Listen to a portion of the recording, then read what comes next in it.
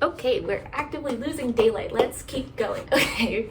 Hello, my internet friends, and welcome to another video, and welcome to Sao Paulo, Brazil. You know, like we are continuing this year of travel. In that vein, I have kind of a thematically appropriate video for you today. When I first started this channel while I was living in my childhood home, I was surrounded by my childhood books, and I decided that I wanted to go through these books and see how well or how poorly they had aged. One of the books I had read was 13 Little Blue Envelopes by Maureen Johnson. It was published by Alloy Entertainment, which if you don't recognize that name, then you probably have not watched the magnum opus that is Jenny Nicholson's The Vampire Diaries video, in which he explains that Alloy Entertainment is a book packaging company. Book publishers will go to this company and say, we need like a book about vampires, we need a book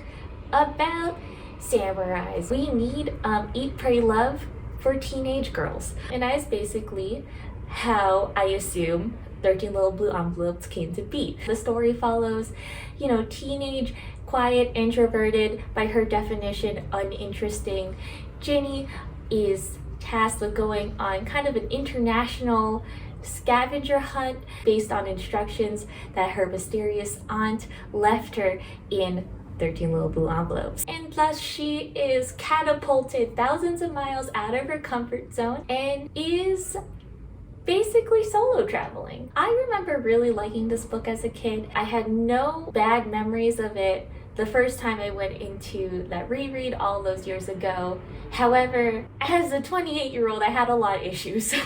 And the thing that bothered me about this book, like the reason why I couldn't just let it go after releasing that video into the wild, was that this book had so much potential. And so I felt that, like, considering my recent delvings into solo travel, also the fact that when I have an idea, I really can't rest peacefully until I expel that idea into the world, I have decided to rewrite 13 Little Blue Envelopes.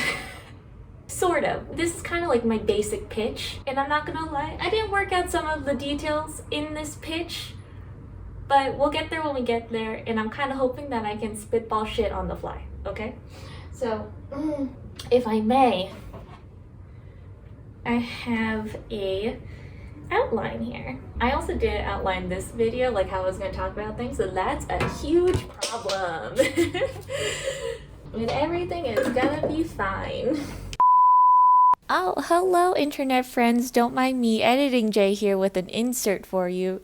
Just a heads up, this next clip is gonna look kind of wild. I don't know what happened during the importation process, but that is the palest I've ever been. And you know, I tried fixing it, but I got it to look like this, and this, and this. So, you know, we're just gonna leave it. We're just gonna call this an L. It will at some point get fixed. You know, the tan will come back to my cheeks at some point in the video. I don't think it's gonna be as distracting as Gamora is over here. Okay, thank you. General notes about the book before I get into the nitty-gritty of this rewrite. My main overarching issue with the book are the letters themselves. At worst, these letters don't move the plot forward at all and lack any sort of direction and just lead to a waste of a chapter. At their best, they have the potential to be interesting and to give depth to Peg's character and to Ginny's character, but they do not. And that part drove me crazy the most because I saw so many things in my brain as I was reading this that would make that chapter so impactful. Never happened. So we're gonna make a lot of just like edits in that regard. 2, Peg is a shitty character, which is fine, but she also does not suffer consequences for her irresponsible behavior, and we're going to try to make adjustments to that. 3, Ginny also, by her own definition, is uninteresting, and I can't help but agree with her. I think she's a good self-insert character, but in this rewrite, we are going to make her an artist of some kind. I don't really know what artist. That I'm interested in what you guys think. I think that Ginny should be an artist, but specifically a type of artist who can't really express her talent publicly in like a really like easy way, which is confusing. Imagine like she could not just go to like a touristy street in the middle of a big city and just do her talent and like make money that way. Does that make sense? Like she couldn't like be a street performer in some way. I imagine her as an actor, but a shy actor. I imagine her as like an actor, but also feels like she needs a script in order to access that art and that creativity. Is that authentic to the theater experience? I was not a theater kid growing up, but that feels like something I've heard before. If it's not authentic, we can change it. I have other ideas for what her artistic talent could be. I was also thinking like some kind of artist as well, but like not necessarily a painter. I like picture her like as like a mixed media artist or like a sculptor or something like that. So those are the general changes that we're making in this rewrite. And it's not explicitly said what her age is, or if it is, I don't remember, but we are also making Ginny a senior, either applying to colleges or this is going to be really interesting because I actually don't know how this affects her ability to just gallivant through Europe for weeks at a time. We can make it the summer before her senior year as well. The point is college is on the brain. All right. Ready? Let's begin. So I'm going to go through each chapter. I'm going to give you kind of a basic synopsis of what Maureen Johnson wrote. Then I'm going to tell you how I would rewrite it if I would rewrite it. Okay, so chapter 1. We open with the first letter, in which Aunt Peg addresses to Ginny like, "Dear Ginevra." I'm sorry, that's not her name. I'm sorry, that's Ginny Weasley's full name. I'm so sorry. "Dear Ginny," Aunt Peg says, "let's play a game. Do you remember how when you used to come visit me, we used to play Today I Live in blank? In the winter, we used to play Today I Live in Russia, and we would go see the Russian art collection at the Met. We're gonna play that today, but more literally. Today, you live in London. With this letter is $1,000 in cash.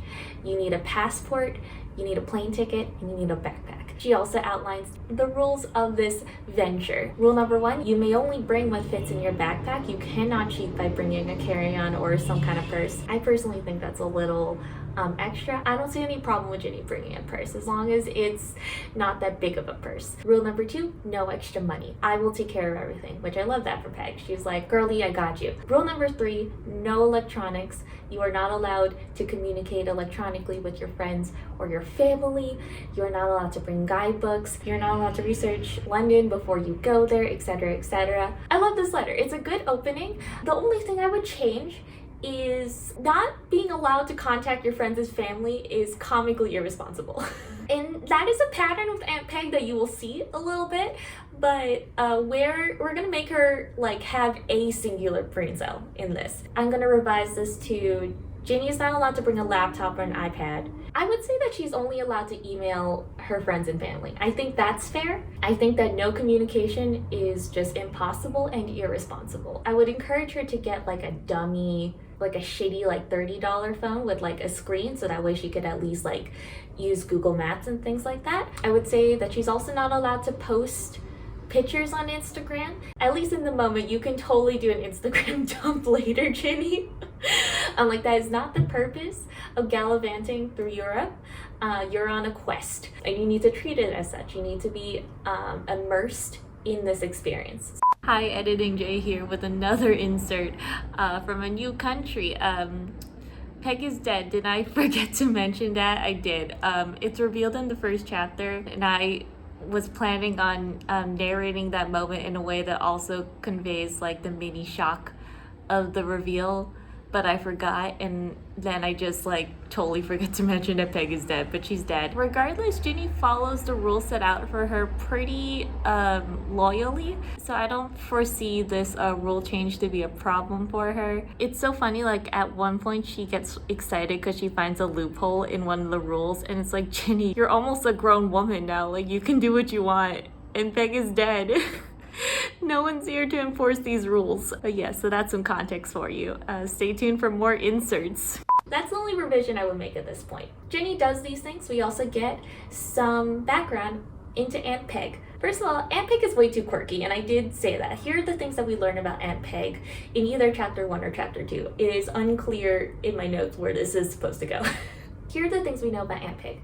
Basically, a week before she was supposed to go to college on a full ride scholarship, she kind of had like a my 10th of a life crisis and ran away to like find herself. And when she came back a week later, she was, quote, surprised to find that people were angry at her for her abrupt disappearance. She took a gap year and then majored in painting at a hippy dippy school that did not give out grades. In the present, in these letters, she was living and working in New York, working a bunch of temp jobs while waiting for her art career to take off. And that brings us to letter number 2. So this is Aunt Peg telling Ginny a little bit about her life in New York City. So she was 35, she was living in temping. One day she went into a temp job at the Empire State Building, and she'd always like been enamored with the Empire State Building. She was like, this is where you like propose to your true love, and where you sneak up a flask and like cheers to like the great city of New York and blah blah blah. Like, I hate her so much. She's such a manic pixie dream girl. Sorry. So basically she's walking to this office for a boring temp job, and she thinks to herself, what am I doing with my life? I'm going into the most romantic building in the world to make photocopies. And then she went home, she thought about her life, she thought about her desires to be an artist. She realized, I want to go to Europe. All the great artists that I've ever loved and admired, they were struggling artists in Europe. That's what I need to do. Thus, she does so. She packs a backpack and she flies to London. The second letter includes instructions of where specifically to go in London, the address of a person that she is supposed to meet there, and a bank card that she does not share the PIN for. She tells Ginny, when you get to London, ask the person that lives there what he sold to the Queen, and that is the PIN number, which I thought was quirky and fun. And Ginny does all those things. Okay, so we're gonna make a couple changes here. The letter itself is unchanged. I would like to add a little detail here. So Ginny opens this letter on the plane. I want her to be sitting next to a person on the plane who asks like, oh, where are you going? The person sitting next to her asks like, are you going with your family? Do you live there? And Ginny, kind of like at a loss for what to say, awkwardly says, no, I'm alone.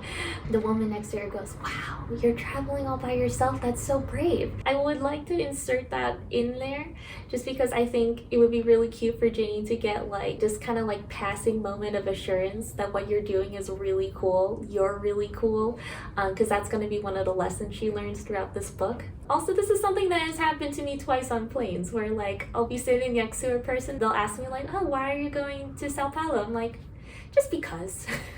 And they're like, by yourself? I'm like, see. And they're like, you're so brave. And I think that's kind of sweet. Sometimes I don't feel brave when I just survive on instant ramen because I'm too intimidated to go to the supermarket where I don't speak any Portuguese. But then I remember that that woman on the airplane called me brave, and then I go. Anyway, in the original text, Ginny gets to London. She gets to the apartment. She meets a man named Richard, who is Aunt Peg's friend. He is very kind to Ginny, gives her like a bed to sleep in, takes her to the department store where he works, and says like, I'm sorry, I have to clock in for my shift, but if you need anything, like please call and ask for my name. In the original book, Richard is extremely kind and extremely helpful and extremely attentive. We are not going to make him that in this rewrite. In this rewrite, Richard does not realize that Ginny is coming. In this rewrite, rather than going to Richard's apartment, Ginny is instructed to go to Harold's itself and ask for Richard. We don't know if he's working that day. That's just a risk that Aunt Peg's taking.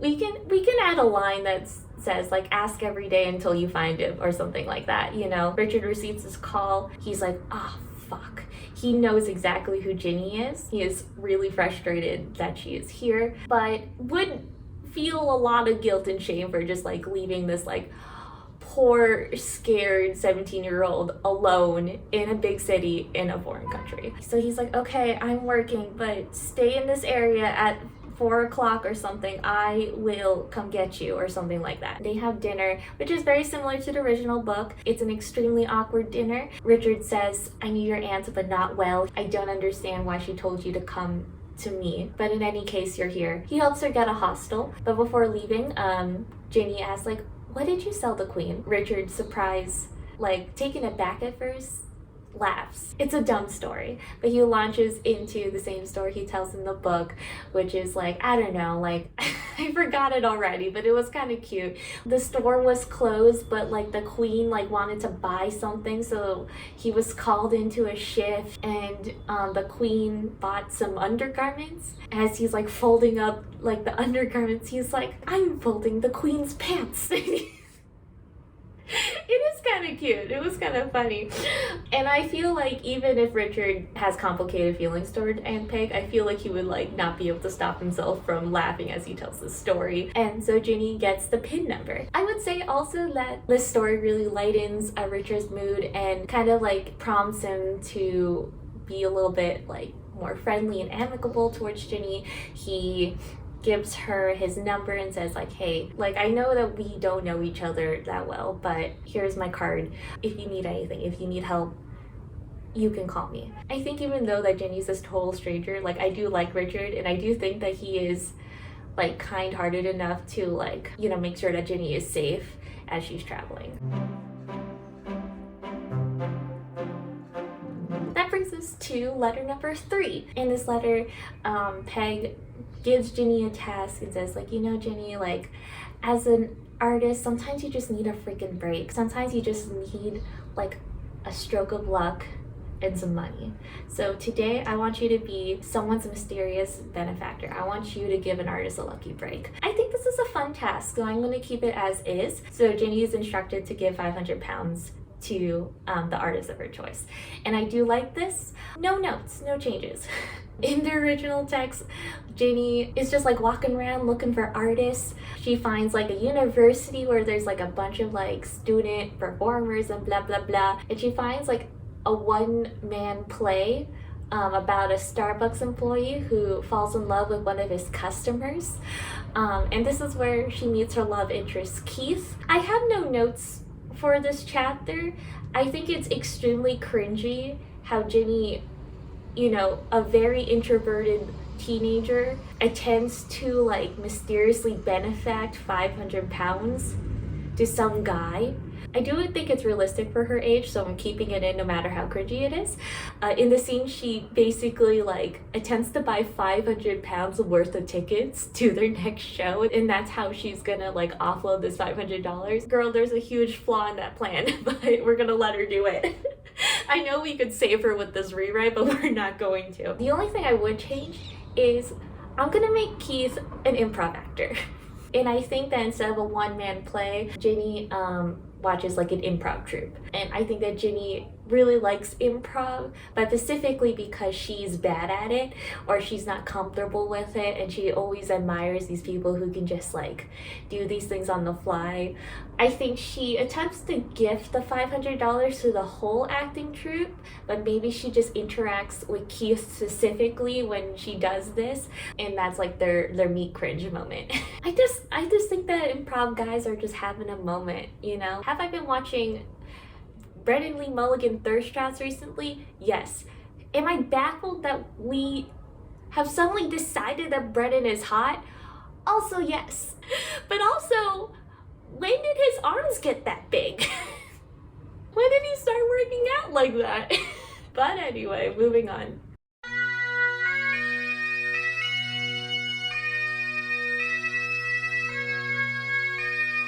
Chapter 4. In the 4th letter, Aunt Peg tells Ginny that I want you to go visit my mentor. It's like, you know, Luke Skywalker had Obi-Wan Kenobi, Harry Potter had Albus Dumbledore. I had this woman in Edinburgh.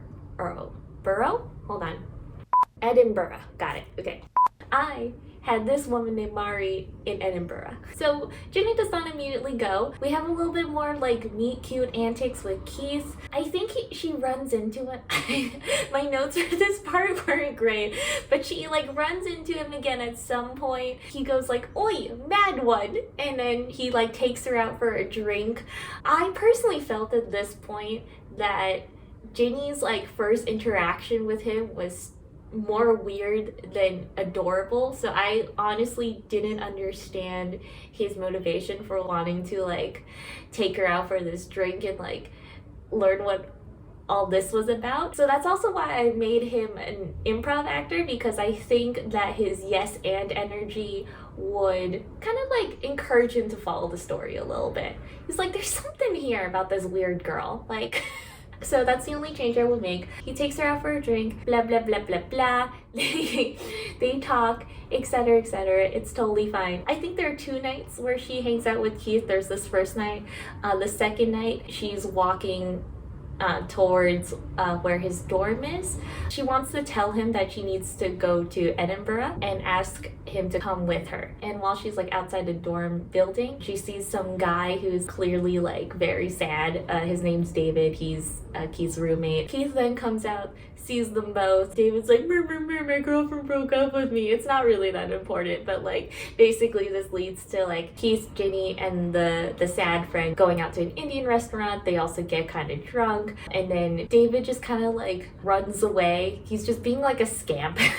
And Keith and Ginny have to work together to corral him, and it is really cute. It's not a scene that's relevant to the plot at all, but it is like a fun meet cute building moment. This makes up for the meet cringe moments they have, and I think it brings up enough of a bond that Ginny can comfortably ask like, I have to go to Edinburgh tomorrow, can you come with me? And Keith say, yeah, sure. You know, so they go to Edinburgh together. This is still all in chapter 4. They meet the aunt's mentor, who is a kooky woman. I love this part of the chapter. I love everything about this chapter. We're keeping it basically as is. The mentor doesn't really talk a lot about like her relationship specifically with Aunt Peg. I think like the mentor really just talks about herself, things that we know about her. She once like finished a painting in a cage with her 2 pet foxes. She says that being in a cage is good for your art. It helps you focus. She also draws a lion on Ginny's back in like semi-permanent ink, and I freaking love this scene. I love this scene so much. Like I remember reading this for like my reread in 2020 or 2021 whenever I created this YouTube channel, and I started tearing up a little bit because a lion is just so not like what Ginny thinks that she is. It's just so symbolic of like her potential, and throughout the course of the book she's gonna discover that for herself. The mentor says, you know, like it will fade eventually, but you can always like get it tattooed. And in the original book Ginny doesn't, and oh girl, that is going to change. I haven't figured out where in the script we're gonna have Ginny get a tattoo, but she's gonna get one. Don't even worry about it. It's kind of frustrating because like I would love for her to tattoo like the full lion. Realistically, Ginny's a high schooler, and also like if this is her first tattoo, which it totally is, like there's no way she can handle that amount of pain. So I think that we would give her like a smaller version of it on like the inside of her arm or something like that, or just like on her shoulder. After this, Ginny and Keith leave, and Keith expresses, hey, so like your Aunt Peg is kind of an asshole, isn't she? And Ginny immediately gets defensive. She's like, what do you mean? He's like, I mean, I'm just saying, like she just left for Europe all by herself without telling you, without telling her family, and you didn't know what had happened to her until after her death, and now she's like making you go on this like goose chase rather than just like telling you like straight up all the things that she should be telling you, like why did she leave you, where has she been. She's creating like a fun whimsical scavenger hunt out of like abandoning you, because these are all extremely valid. These are all like huge reasons why Peg is unlikable. We're gonna at least acknowledge this. Like I said, general notes, like Peg is kind of like a shitty person, and she's extremely flaky, and she doesn't face consequences for those actions. We're not gonna change her flaws, but we are going to show more consequences for this kind of behavior. So perfect, I love it, let's keep going. I also think that the artist mentor should talk a little bit more about Peg's artistic talent. Like, was she just like a genius with color? Did she just have like a totally like unusual way of looking at the world? Things like that. I want to know like more about like Peg's artistic talent and like how that manifested. Also, okay, Peg and this woman absolutely were fucking.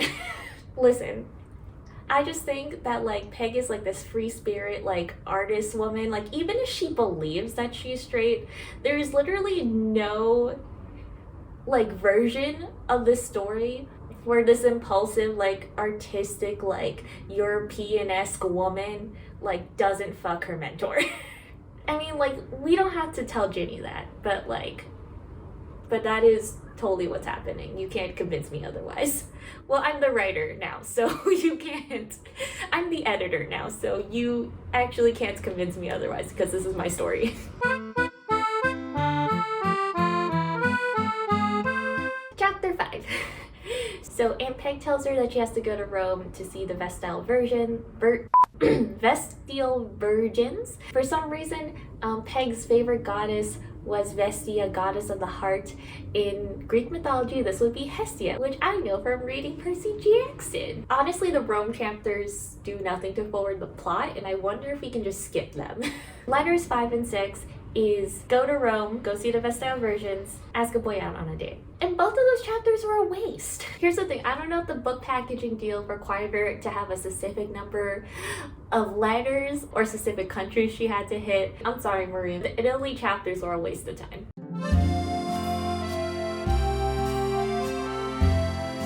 Chapter 7, Letter 7, Homegirl's instructions are to go to Paris. She specifically needs to go to the Louvre, which she does. The end. Ginny spends 2 letters in Paris, and I would like to cut out the 7th letter as well and go straight to the 8th. This is my favorite letter. And this is what I'm telling you. The best letters had the potential to be amazing. This is what I mean. Okay, so the 8th letter describes Peg was broke as hell when she got to Paris. She had really blown all her money in Rome. She stumbled upon this cafe that was closed for summer holidays because all the locals go vacationing during this time. And the owner was telling Peg, like, I'm probably gonna close up by next year. It's just not working. And Peg volunteers, I will redecorate your cafe for free if you let me live here. And she does. And so she says, and that's what I did, Ginny. I lived in that cafe for weeks. I painted every day. And she says, Ginny, I want you to find my cafe based on the information I have given you and what you know about me. Freaking love this letter. I freaking love this letter. It's so good. This is exactly what I wanted from this book. I wanted a scavenger hunt. I wanted to know more about Peg. I wanted to see like her passion as an artist, and I wanted Ginny to like connect with that passion. And then Ginny finds the cafe. The description of it is 2 paragraphs. That drives me so fucking nuts because I was so excited to see this cafe that I started tearing up, imagining how monumentous this moment would be for Ginny. 2 paragraphs.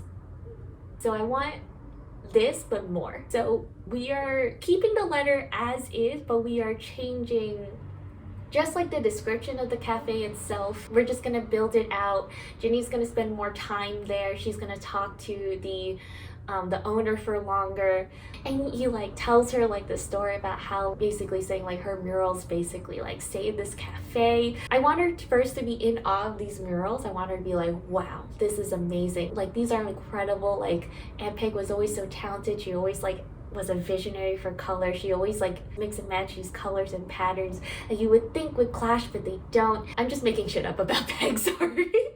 But I imagine her to be a colorful artist. I imagine her to gravitate towards color. If we want to go the route where Ginny is not an actress, she is like a mixed media sculptor creator, I feel like this has to be a totally new letter, but if I may, the letter after this would say, I want you to create something in this cafe. And then she has to like stay in Paris and think about it.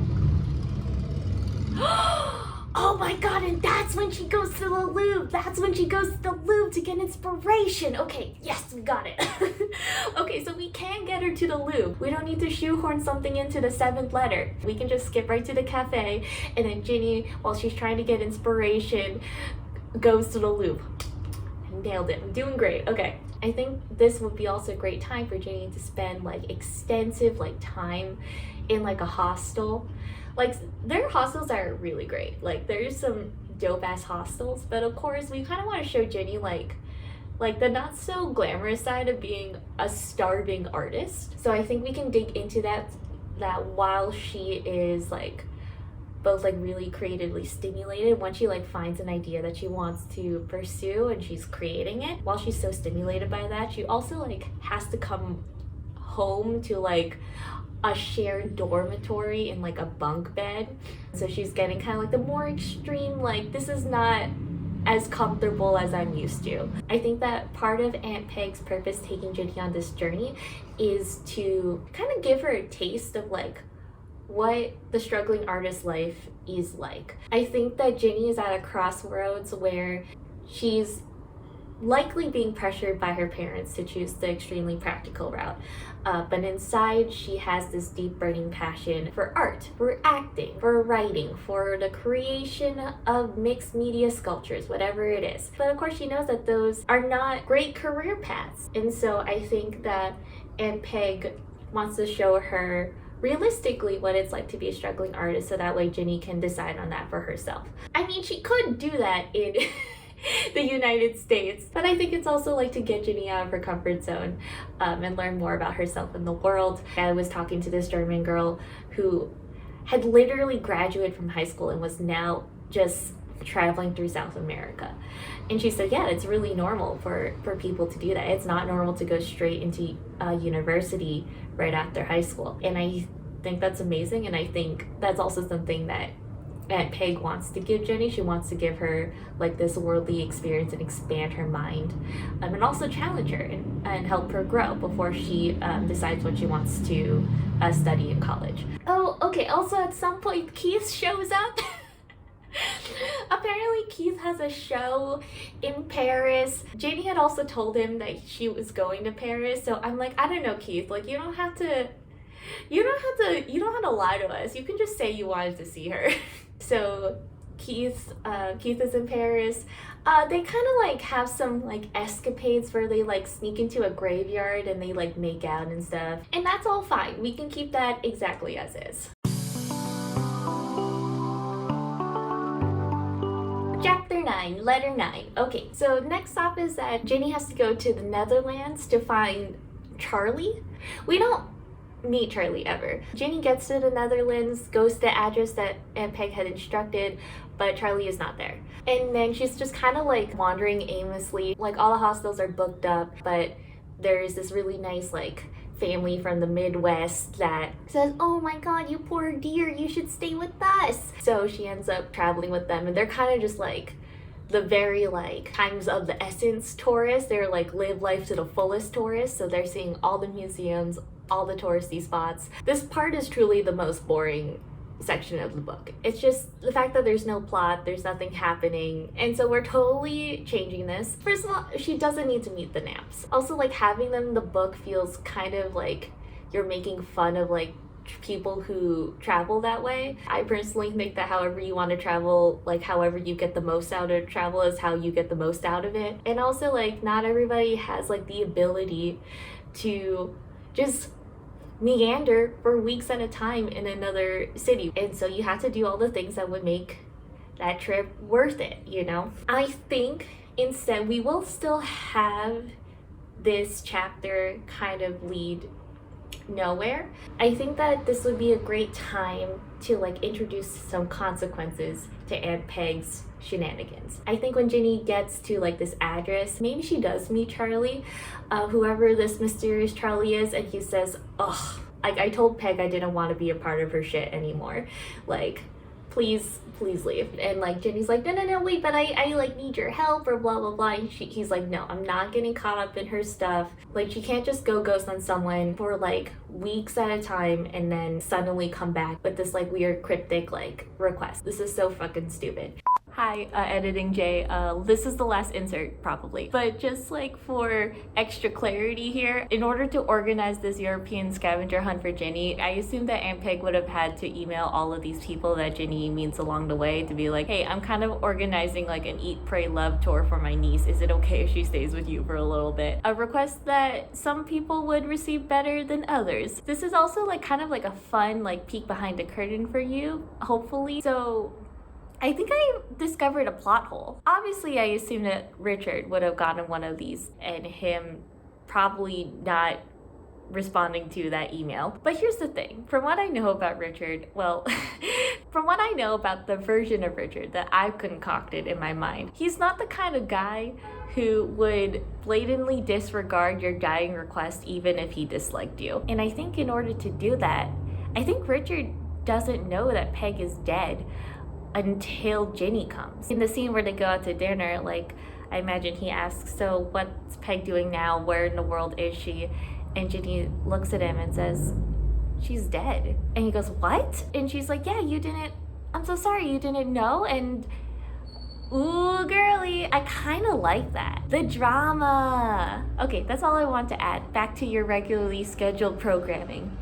But Charlie can be like, no, I really don't want to be involved in Peg's shit. I'm sorry, but like, I can't help you. And so Ginny is just kind of like left to fend for herself. I think also at this point, I really want Ginny to have like a challenge where she has to find a way to make money as a street performer. I don't know where we're gonna put this. Maybe that can be the Italy chapter. If we have to make a stop in Italy, we can make that be the stop and it can just be kind of like a side quest. If Ginny has to do something in Italy she has to like find a way to like perform in public or like create art that she like gives out on the street or sell it for like a couple pennies or something like that. And here in the Netherlands, Ginny has to get a job, like, you know, like a cash only job, because I think that would play into like the realistic nature of being a struggling artist. Like, you can't just always do art. You have to fit in your art around making money. I don't know where Ginny would get a job, but that's up to her. Like, she could walk dogs for all I care. We can workshop, and I'm not fully happy with it, but I do like it more than the NAMS idea. I guess this is her quest. I think it's just like, do 1 week's worth of minimum wage work. So Ginny can just experience that and also like imagine what it is like to be doing like a full day's work and then having to figure out like, okay, I guess I have to like drum on some energy to do my art. And that could be a stark contrast from the cafe where she had unlimited time to do art. And chapter 10. All right, so this letter is a good one and we're not going to change very much about this. So we get some backstory into the cancer thing and Peg's like, okay, let's talk about it. I got sick. I'm extremely sick. Now I will continue to get sicker. She goes into all the ways that the cancer affected her. She also tells Ginny to get on a plane to Copenhagen and meet another one of her friends there. And so Ginny does those things. The friend, I forgot his name, but he's so sweet. He's just like really enthusiastic and like boisterous. And I love that for him. Ginny also ends up staying at a hostel where she ends up like hanging out with like this group of other travelers. She also gets like a nickname Pretzels because her hair is in braids. And one night coming home from like a bar, the person who gave her that nickname like sees her coming in this late and he's like, ah, Pretzels, I knew she was trouble. And I thought it was really cute. It's small, but it shows other people perceiving Ginny as interesting, as a really cool person, as trouble, you know? Ginny is becoming the person that she always wanted to be. She is becoming this interesting person that she thought she could only be around Aunt Peg. So we're gonna keep all of those things in. Ginny also goes to sing karaoke, which is a metaphor for her breaking out of her shell, and I at first thought the scene was stupid. It's just so like extremely obvious. It's also not as impactful if you can't visually see and hear her singing, but I'm also kind of fine with it. No notes.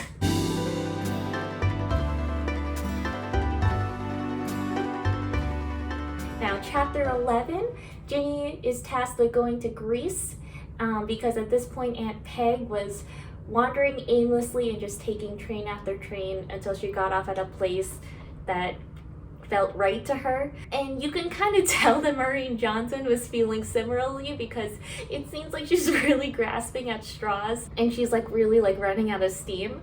But I understand, Maureen, don't worry, that's why your editor is here. She tells her group that she met at the hostel, hey, I have to go to Greece. And they're like, why? And then she explains the letters, which she hasn't really done. She's always seemed a little like uncomfortable, like she's aware that this thing is super weird. But now she just says like, I don't know, it's like a thing that my dead aunt wanted me to do.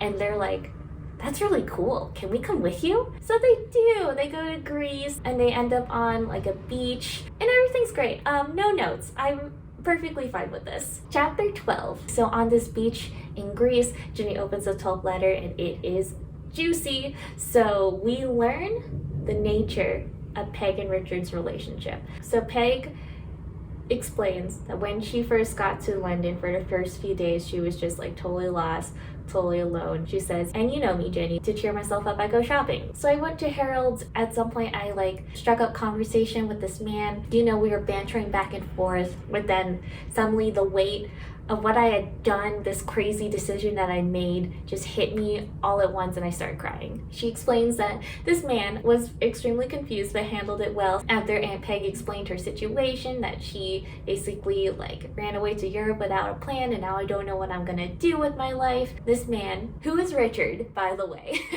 we know that, said like, hey, I actually have a spare room. I was about to like put it on the market for rent, but you can stay with me until you land on your feet. Which is a stupid idea for both parties. Like, one, don't accept an offer from a stranger to live with him.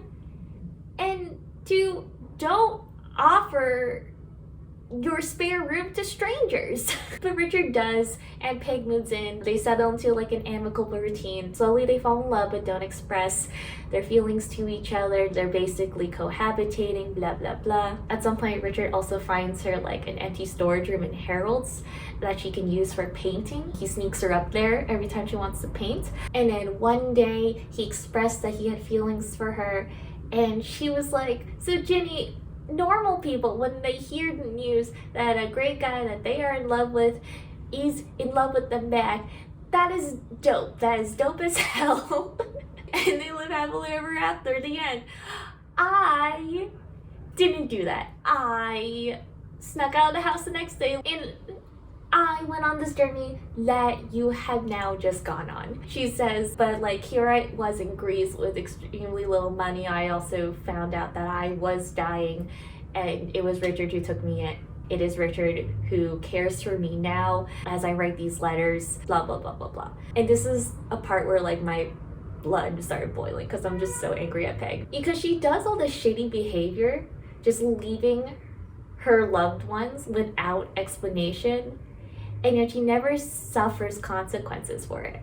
It's like she does these shitty things, but shitty things don't happen to her back. So we have changed this significantly. So one, in the original text, Richard was extremely friendly towards Ginny. He knew about the letters, he knew that she was coming, and he took very good care of her. In this, he was not expecting her arrival, is like angry at Peg, is reluctant to give any information, does on a human level care for Ginny, and gave her his number in case of emergencies. So in this version, Aunt Peg talks about their love story, talks about how she ran away, and how she has deep regrets about leaving. I'm gonna say in this version, she called Richard, he didn't answer, or he did answer, but he just ripped Peg a new one. He was like, what the fuck are you doing? Like, I was freaking out. I had no way of contacting you. The only like reason why I knew like you weren't like in danger was that you had deliberately packed your things and left. I didn't understand why I had done. Like, you could have just said you didn't have feelings for me. I'm just so angry at you. And she knows that she could tell him, I'm dying of cancer and I need you to pick me up from the airport. But she doesn't, because she's like, I can't do that. I do love him, and that would be so selfish of me to do that when he's right. Like, I did do all these things. I did leave him. But instead, I did call Maureen, my mentor. This is who I'm staying with. Like, Maureen is like trapped in a cage with her foxes as I write this, delirious. Also in this moment, she reflects like on her deep regret for leaving Richard, because she just knows that Mari doesn't care about her the same way Richard did, is not responsible the way Richard is. Like in the original text, Richard is like giving her like water and food, making sure she's comfortable, making sure she takes her meds on time. Mari, I think, doesn't do any of those. I think she like does minimal work. I think that she thinks that she's helping Peg, but I think she's also like very like absorbed in her own art and is not as attentive to Peg's needs. And Peg can feel that difference. She can feel that Richard would not have left me like this. But I fucked up that relationship so badly that I'm not gonna have it ever again. That is called facing consequences for your actions. The letter ends with like saying like, in this last letter, there's some big things I'm gonna ask of you to do, so like take your time, read it when you're ready. After this, Ginny goes into the ocean. She just like goes into Zen mode. I love this for her. But then her backpack is stolen, taking all the letters with it. Ginny still has her bank card and her passport, thankfully, but she does not have clothes and she does not have the letters. So that is a huge blow. She has no idea what to do. She has no direction left. She wonders what the hell was in that 13th envelope. Having nowhere else to go, she goes to a phone booth and she calls Richard. We're gonna say she also kept his number on her. Maybe she like even put it in the back of her phone case. She doesn't have a phone in this original book, but like, I don't know. If she had the wherewithal to like remove her passport and her bank card from her backpack and put it somewhere else safe, then I would assume she would have put her phone in that same spot. Okay, but Richard answers. Ginny tells him like, listen, I'm really sorry. I didn't have anyone else to call. She explains like, I'm in Greece right now. All my stuff has been stolen. All I have is my passport. Like, please can you help me? She says like, Peg told me everything. Well, not that she told me, but she wrote about it in the letter. And I'm sorry to have to do this. Like, I'm sorry that I showed up on your doorstep. If you do this one thing for me, I can pay you back for the plane ticket or whatever. You know, like, I think she just says all of these things. She says like, I know that Peg loved you. I know that she regretted leaving you. I'm really sorry to put you in this position. And Richard says, okay. It's gonna be fine. We're gonna get you to London. We're gonna get you back, okay? Don't worry about it.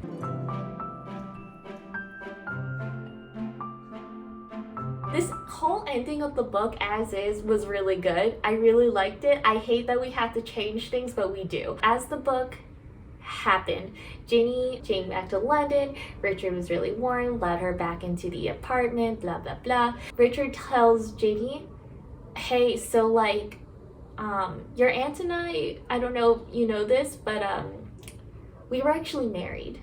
We did it because she needed access to healthcare, but of course, you know, like, we did love each other. This is just like too much for Ginny. She's like, girl, I can't do this anymore. And then she runs off. Very Aunt Peg of her. And she runs to Keith. Keith like lets her in. Keith also like tells her like, girl, you gotta go back. Are you crazy? Like, Richard seems like a nice guy. Like, and it's not his fault that he got like wrapped up in your aunt's crazy shit. I know that this is a lot, but you gotta go back. And so like they go back the next day. There's a note that says like, hey Ginny, if you're seeing this, I'm glad you're back. We'll talk more tonight, I promise. They hang out at the apartment. Ginny then is in Aunt Peg's room and is like looking at this poster, and this poster was foreshadowed in the beginning of the book. It was Aunt Peg's favorite painting. There's just like a lot happening in it. There's like a trapeze artist, there's like people bustling, blah blah blah. There's just a lot of things to look at. Ginny remarks her favorite part was the shoes. It's like the reflection of a trapeze artist in a puddle or something, but there's so much happening and it's just in the corner of the painting that no one notices it. Like, as she looks closer, she notices that that part is just like bulging a little bit, and she's like, what's that about? And then she like places her finger over it. She definitely feels a bulge. She peels it off. Thumbtacked to the wall is a key. They don't know what the key is for. They try every lock in the house. They're out of ideas. Richard comes home. Richard sees the key, says, I know what this is for. They go to Harold's, where Aunt Peg had a storage room, and they find in that storage room 20-something paintings, like all rolled up. They unroll them. They're like, this was Peg's work. And it's just like colorful, abstract paintings of the things that she had seen in her travels. Along with those paintings is a business card, and on the back it says, call now. And you're like, oh my God. Ginny calls it. It's for like an art dealer that's like, yes, we are expecting your call. Can you come in Thursday? Ginny's like, yes, I can come in Thursday. She goes to this art dealer who explains like, we were waiting for like the sale of your aunt's painting. She was starting to become like really well like known in the art world. She was also really highly spoken for by this person, Maureen, who is the mentor. Maureen also is like the person who is facilitating the sale of these paintings, and also was holding off on selling them until after Peg's death because that would increase their value. The paintings kind of like chronologue Peg's like illness, and so it's just like a really fascinating like kind of morbid look into like the last days of her life expressed through art. I have no notes on this section. It just sucks that I have to change it based on all the things I had established in my rewrite. After this, next scene is the sale. Peg's paintings are going for thousands, like tens of thousands of dollars. All of it seemingly is going to Ginny Blackstone, which I think is crazy. But okay. But anyway, she gets all this money. but she doesn't know what to do with it. She kind of reflects on that for a little bit. She has one last like heartfelt conversation with Richard where she like says like, you know, Peg really did love you, and he like kind of smiles a little bit at that. And then the book ends with her writing a letter to Peg saying like, I learned a lot about myself on this trip. I learned I don't need you to be interesting. I'm also ready to go home now. So it's like a cute little conclusion to the book.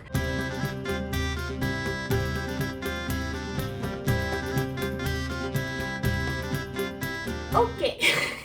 My rewrite version. Alright, so as we established, Ginny goes to London. She and Richard have an awkward reunion. Maybe Richard has thought a little bit. Maybe he's like relieved that Ginny is alive. He just like sees so much of Peg in her. Richard invites Ginny into his apartment. He has set up a spare room for her. Ginny gets to the spare bedroom. That's where Aunt Peg had stayed. There's that same poster. I think Ginny is also just like feeling deeply like, fuck, I lost the 13th letter. I don't know how the story ends. There's something super big that she needed from me and I'll never know what it is. She asked Richard like, do you know about this? Do you know about that? And he goes like, I'm really sorry, Ginny. Like, I don't. Like, clearly you've learned a lot about my relationship with your aunt. But you know, like when she left, like I didn't hear from her again until she called me from Greece. You know, like I really don't know what she's been doing. And I really don't know anything about these letters. And so Ginny's feeling like super down, super upset. So anyway, she's thinking about this. She goes over to the painting. Maybe Keith is with her. Maybe Keith came over to keep her company. Maybe Richard is downstairs because he's like, I'm not gonna like have a teenage girl like unsupervised with a college boy. So like maybe he's like making dinner downstairs. Ginny shows him the painting. She goes like, this was her favorite. She notices like part of the poster is like raised a little bit. She peels it back. She finds a business card that says call now. She calls it. The same conversation happens like, oh, we were expecting you. We're so glad you finally called. Can you come in Thursday? She's like, yes. Where is your office exactly? And she looks at the business card. The office is in Edinburgh. And she goes to Richard. She's like, can you take me to Edinburgh on Thursday? He goes like, sure, I can take you to Edinburgh on Thursday. They go to Edinburgh together. Keith can come too. Like, I don't see why Keith can't come. Before they go, Ginny is like worried about like showing up to Mari's unexpectedly. But she's like, I feel like we need her. And Keith's like, isn't she famous? Like, couldn't we just like Google her name and like find like a number that we can call? And she goes like, duh, of course I could have done that. So they look her up, they find her number, they call her like, hey, this is Ginny. I kind of like am coming. I have this appointment with this mysterious business card. Mari knows exactly what she's talking about. She's like, don't worry, come over, I got you. She can either say, I'm very glad that you called me because I have something that you're going to need for that meeting. Or she says like, I know, I've been expecting you. I also got a call. Anyway, they go to Mari's. Mari shows her, I don't know why she hid this from her in the first place, so maybe it's because like Aunt Peg told her don't show her the paintings until she reaches the end of the letters. She has a whole journey that she has to go on. Mari's like, say less, I'm in. So when they get to the studio, Mari takes them into a room that she had not shown Ginny previously. It has all of Peg's paintings from when she was sick. You know, that plays out similarly. And then she has that office meeting with the art dealer. The auction happens the same. However, I do want to include like a little like note to kind of like sell the paintings. They kind of play up like the story of Peg. And Mari is like, she was a visionary. She came to me. We had like a passionate love affair in her last moments. I was there for her. Our love was like a star that burned too brightly and too briefly. Richard is extremely uncomfortable, dare I say jealous in this moment. The paintings sell, etc, etc. They don't ever read like Aunt Peg's will, but I assume that if like the sale of these paintings will go to Ginny, I assume that like there was like some sort of will where this was laid out.